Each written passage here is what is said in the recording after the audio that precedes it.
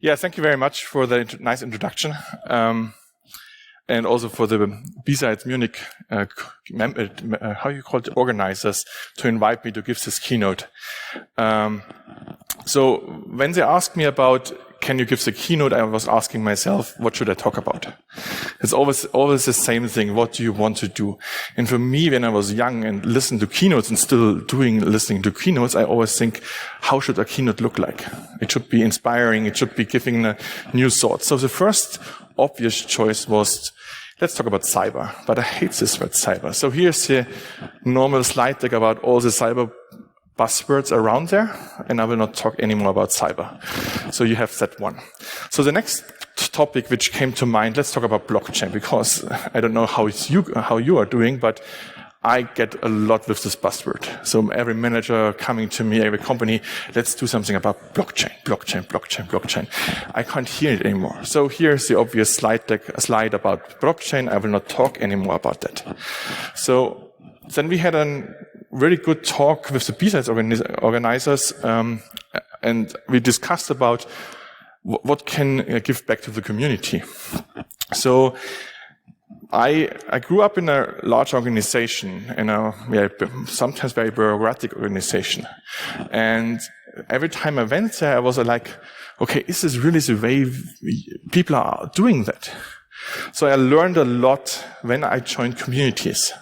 As the introduction was saying, communities are so important. You learn things and you get new inspiration and so on.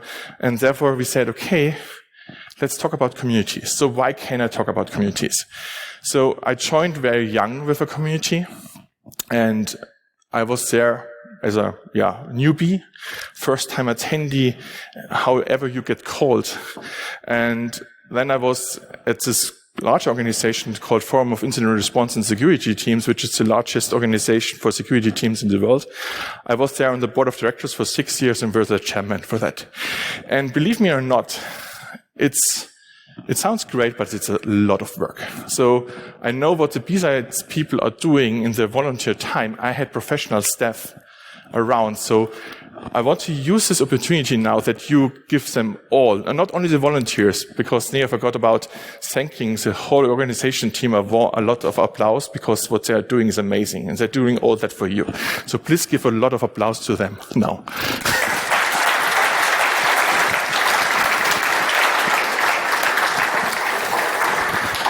So I want to share the experience I had with communities, building up communities, running communities, learning from the communities, and so on.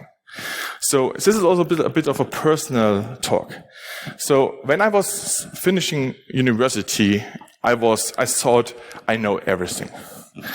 And I learned the total difference when I joined the first company, and I was really overwhelmed. I learned new buzzwords every day. And I was like, oh God, university has not prepared me for that job. And what did I do wrong with what I learned and so on? So I was really sometimes a bit nervous if I'm as an engineer doing the right thing. And back then when I started, we had not had this company cultures where it was still hierarchy driven and so on. So I looked at the topics, what we're doing on a daily business. And I always thought, is it really how this work? Is it not really boring? Is it not a lot of problems and so on? So I had a lot of questions every day. And all these questions were not really answered by my teammates, because those were the ones who were doing that all the time, the same thing. So I questioned not what they were doing. So I felt really alone. I felt alone with my questions. I was like am I in the right place? Am I doing something wrong? And so on. So the question came to me, is there anybody out there who has the same problems I do? Who has the same perspective on topics than I do? And that was for over 1 year, a huge topic I thought about. I questioned myself and so on. So is there anybody out there? By the way, which band? No one? Pink Floyd, right. So my favorite band, so it was obvious choice. So is there anybody out there? And I can tell you, yes, there are. there are a lot of people out there. You see it here in the community. There are a lot of people out there, and there are a lot of people out there in the whole industry we have who are doing work, who do volunteer work, who share experience and so on. But you need to find that. You need to engage with them. And what I want to do today is to discuss with you about my experience I had when I joined those communities, learned, grew, failed, and in the end were I able to run off one of those communities and spent a lot of time in there. And it was a great experience. It's still a great experience. And I want to give you, I hope that you, when you go out of this talk today, that you, have ideas about what you can do, also to build back the knowledge you have. So how's this talk structured today? I have 3 important topics which I want to cover. The first is, what is this about? So what is about communities? What you really should learn from communities and so on. The next one is what you need to do. So how can you give back what you experienced, what you learned and so on. And last but not least, what you gain. So what you can get out if you do that, if you do it and so on. So let's start about what is it about. So who of you are part of a community? So the people who still have their hands raised, who are part of the community. So who thinks that's a lot of work, being in a community? Okay, that's interesting. I have a total different perspective on that. So when I talk about communities, what do I mean?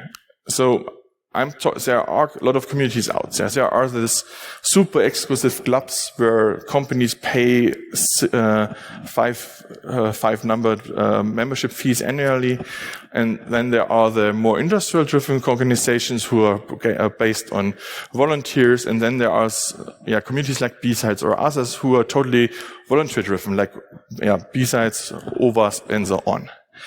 So we have a lot of different people, like the Isaacs, who get a lot of money every year. They have professional staff working on topics. Then you have those larger communities which get money from sponsors and so on running it. And then you have the total volunteer-driven ones. And I can tell you one thing. In all those communities, there is one thing which is common. It's all about the people who are engaged with that. So even they have a lot of money, there are in the background people who really think this is the thing which we need to drive. That's important for me. So they spend their whole spare time in this community, building it up and so on. That's always the same thing. But why do you do that? So the first thing why you're doing that is learning. So for me, when I joined after this 1 year, thanks to a former manager of mine, one of those communities, I came there for 5 days, and I can tell you, I went back home and I was totally full of sugar and totally over-engaged and so on, because I gained so much knowledge during that week. And that's mostly because the nice thing about this community is there are people there who are in the industry for way longer, and who are willing to share what they experience, what they thoughts are. So I grew up in the CISO community, and the nice thing about the CISO community is they're always in the background. So CISO people don't talk about in the public how cool they are. They are not on stages doing huge keynotes. They are in the background and securing our network, our internet and so on. And when I went there were all those people who were in the business for 30 years, 20 years. And when I talked with them and showed them I'm really happy to learn from them, they gave back all the knowledge they have to me. And I was lucky that 2 of them, which I call now friends, took that opportunity up and helped me, support me to grow where I am now. But it's not always one way. It's not always that the elders give back to the younger. What I learned is that as a young engineer, I question topics. I question, hey, is that the correct way of doing so? Is it really what we did as a best practice for 20 years, something which should be done like that? Isn't there new technology out, new thinking in our society where we need to adapt our processes? And a good experienced person in a community is seeing this potential that people are questioning and hearing. And not just saying, no, we have done that for 20 years. We know that's working. And that's the wrong attitude to tackle topics. You need to listen to the people, understand if that's maybe something what you're doing for 20 years wrong, and accept that you may be wrong. So the former team I was running, it was always important for me that I listen to what they are doing, what experience they have, and so on. And for example, when I was doing programming, I was really bad in that. And there's one person here in the audience who I think hated to read my code overflow. And for me, it was important that I was not telling him I'm the older one, I know what I'm doing, that I listened to him and said, okay, you're better than that, so please do so. So learning is not always about one way, olders giving the experience to youngers. It's also the other way, that all the older people are listening to the younger people, understanding, hey, maybe they are right or they're not, or we are wrong and we should change what we are doing. So that's an important, very important question. And I choose this picture by purpose because in our global society, and especially what we are doing on the internet, we also need to listen to other cultures. What I've experienced in some communities is when there are people from other cultures in the Western culture approaching you, they always say, okay, yeah, what do you talk about in Africa? I don't care what you're doing in Africa. And this is also which we need to improve because our cultures are so important in the technology decisions which we are doing. So it's not only learning between us, it's learning, listening to other cultures, other societies, and so on. And with all the crises we are kind of seeing, that's getting more and more important. So the next thing, it's not only about sharing. So, for example, the organization I was on the board first, it was known for the huge conference. So they had an annual huge conference, people around the world came there, but it was mostly only known for this conference, and I hated that. Because there are these CSERTs around there who really want to engage in each other on a daily business of working each other. So if there's an attack ongoing, there are structures in place where CSERTs can communicate to each other, say, hey, we have this problem, can you step in? So I don't know who of you are in incident response, but incident response is not tied to one organization. It's most of the time a community which needs to work on that. So this is so keen that you have ways in place when you need to work with each other that you say, hey, I have a problem, and then you step in and support those people. If you go through management, for example, so I had this sometimes where you need to report to my manager, and my manager said then to the next manager, can we talk to this company?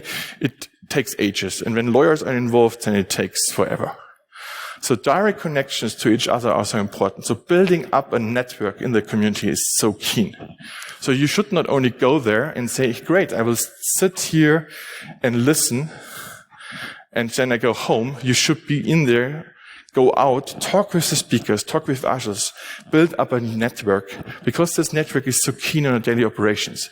And it's not only being there at the conference, it's also during the conferences, joining a mailing list, give talks somewhere. So it's keen, because when you have this firefighting happening, you need to use this network and help each other. And there are various communities out there where you can do that, but there are also something which is called trusted communities, trusted groups. And those those communities are sometimes called Fight Club. So there are Fight Club rules. I am not really a huge fan of this Fight Club rules, but there are communities who are individuals, and these individuals share their knowledge, share their operational work. Sometimes when I open my email box and I'm seeing what attacks are ongoing in this mailing list, I was like, wow, how should I process that, all this information we have? So you see, this is ongoing. This is something which is helping each other is so important. So this is what you are able, what is this about? Learning from each other, sharing the knowledge, supporting each other when there are things happening. But as I said before, you also need to think about, okay, how's this community is working? So you come here, you listen to talks. You already learned that there are here volunteers who are organizing all of that. There are sponsors who are paying the money so that we can be here at the conference hotel and so on. But imagine if there would be no volunteers doing that, no sponsors and no speakers and so on, nothing would happen.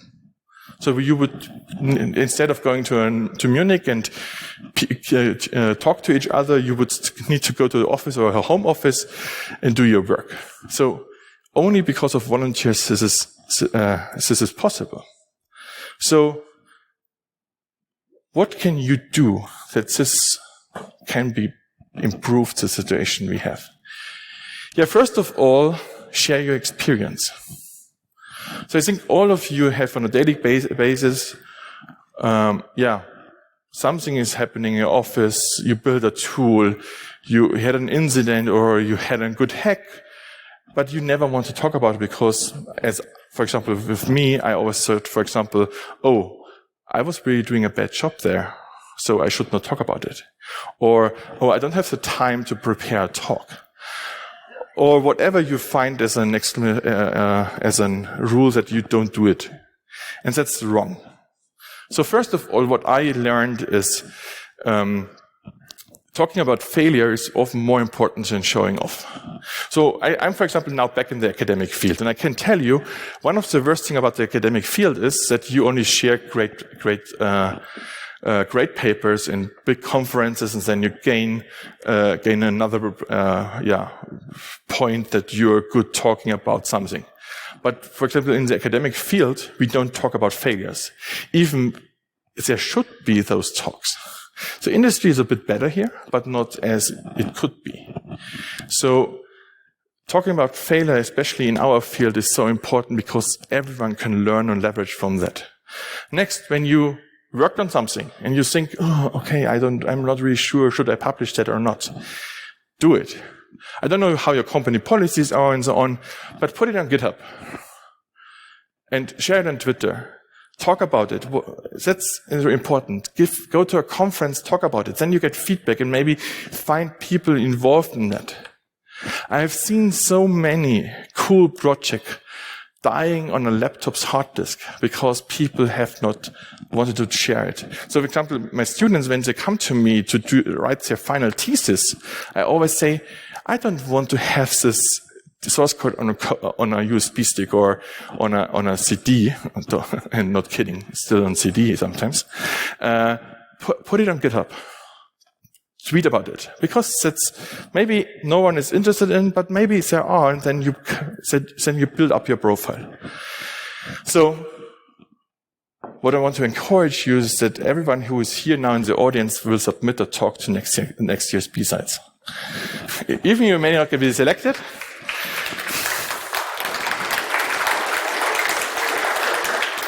Even you not get selected, it's an experience you have. You get feedback and so on. So that's important. Share your experience. Then help others. So you are here because you want to learn something. But it's not only about learning, it's also that we as people are very complex. We may have our personal problems and so on.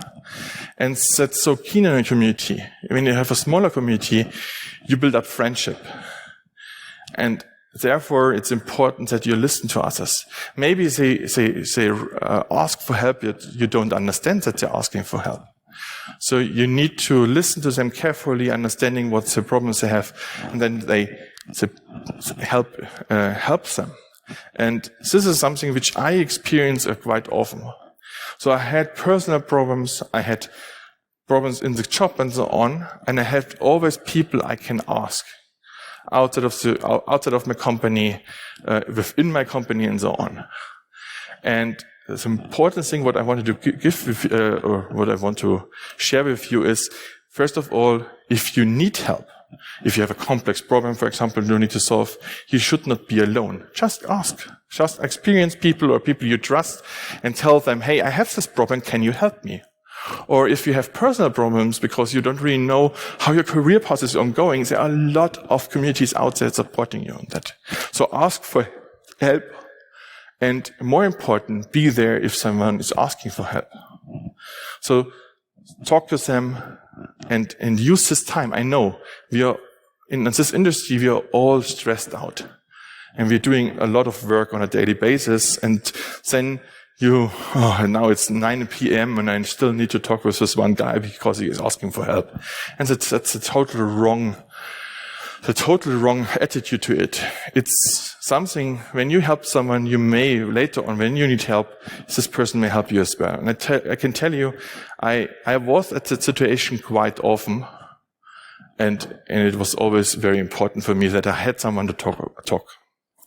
So, now to the last point. Now I told you about what's all about these communities. I talked about what you need to do or what you should do and so on. But what do you really gain from that? So, first of all, knowledge. And as you know, knowledge is keen in our society. It's very important that you gain this knowledge. And I can tell you from my experience, that's the most what you get from a community is exactly that knowledge. So, what kind of knowledge? So, I can give you now some examples. I was working on something within my former company, so that we were able to detect attacks. And I had a problem with privacy.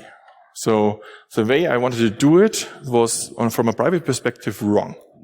And I knew that. But privacy is important for all of us. So I was really there for 3 months. I have not found any solution. So I went to a conference and discussed it with a friend at Circle, as it's a Luxembourg CSERT. And I talked to Alexander, I had this problem and told him what problem I have. And he looked at me, oh, that's quite easy. Just use that in that algorithm and that in that data structure and then everything is solved. I was like, wow, that was a very easy answer. So I went back home, implemented that, and it worked. And yeah, this knowledge that helped me on a daily basis, and that's just one example. Another example is when I became manager, I never really were a good people manager, and some of the audience can tell about that. So I didn't want to discuss it internally, and also the team I was in there was totally different to other teams. So I couldn't really ask for help within the organization. So I went out there and discussed with others who were running successfully teams like mine, and said, "Okay, what are you doing? How do you solve that and that problem, or how do you tackle that?" And so on. And they gave me wonderful ideas about what you can do. And that's also knowledge. It's not only about technical knowledge, it's also about how you manage people, how you grew your people and so on. And last but not least, building up friends. So for example, my best friend I met at a conference. Or first of all, I met him on a mailing list, and I thought, who is this person who is asking so stupid questions, being biased? And now he's my best friend, because we found out that, hey, we have the same technical interest, job interest, but also private interest. And I can tell you for sure that all of us are a bit same, not only in the industry, but also in our private field. So you gain friends. And I must say, when I look into my friendship, most of those people are within my community. So these are the people I trust a lot. I talk on a daily basis, and even if I have private problems, I have them because they knew me, they know how I'm working and so on. So this is what you also gain. A lot of friends which you can use the whole career path, and later on, hopefully also when you retire, you can do nice trips with them and so on. So that's also important, that you don't just look at, hey, it's just a job, because our job takes the majority of the time we have on a week. So you should share that with friends and not with people who you're just in there for 8 hours on a day. So this is what I want to talk about, what I learned, why for me communities are so important and so on. And I hope you gain something out of this talk, that you learned about something, and that you submit the talk next year. Thank you very much, and I hope you enjoyed it.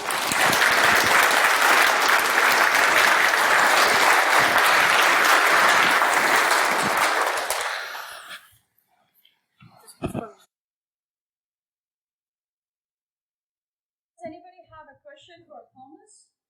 It's a great opportunity to ask him questions right now. If you have, please step forward. We have a team line here together, and please do ask your questions. Anyone? Yes, please step outside.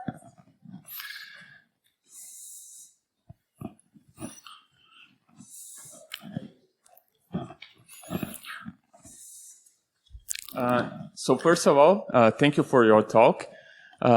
When you mentioned we should talk more about failure, it reminds me of something that I read, I think, in this book from, I think it's called Antifragile.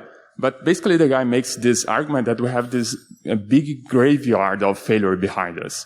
So when you see, like, say, book authors, we have like someone that released a book, and we have like, I don't know, 10,000 people that never released a book, but tried to publish something. Could you please discuss a bit more, how would you approach that? How could we discuss more failure? Give maybe some ideas. So you can approach that on various levels. I think there is a conference format out, I can't recall the name, where you just talk about failures. I think that's one approach. The second approach is within organization, what you can talk is that you do what you can do is on a weekly basis or monthly basis, you have an evening where you're allowed to share failures you did, and then on a daily job basis, you may do instead of doing a scrum or dailies and so on, you also talk about in the dailies about what did not work and how you solved it. So you need to facilitate a culture where you discuss it. And way more important is that from a mindset, you need to allow failures. So it's quite often that people think, okay, if I fail, I'm doing a bad job. It's quite obvious. It's quite obvious. It's opposite. Sorry, obvious. The opposite. It's you need to understand. Hey, when I'm doing a failure, it's totally fine that I did this failure, and now I need to understand doing lessons learned about what I did wrong. And honestly, I have a small child at home, and she is doing the whole day failures. I can shout at her and say, "You're doing it wrong." Or I can just show her why she did it wrong. And that's like a mindset shift we need to do. And I can tell you, our society, unfortunately, still doesn't allow failures. So starting to change in our society is that failure is allowed is the first thing which is important to do. But a great question. Okay, thank you very much and enjoy the rest of the day.